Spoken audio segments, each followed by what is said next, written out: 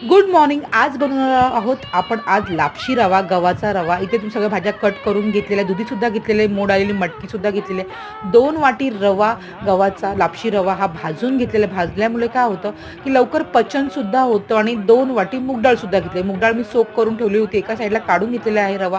आता बनवूया आपण. तेल टाकून घेतलेलं आहे. तुम्ही तेलाचा वापर करू शकता. मी ते तुपाचा वापर केलेला आहे. अजून पौष्टिक होण्यासाठी लसूण टाकलेला आहे, राई, जिरा टाकलेला आहे, कढीपत्ता टाकलेला आहे, थोडासा हिंगाचा सुद्धा वापर करायचा आहे.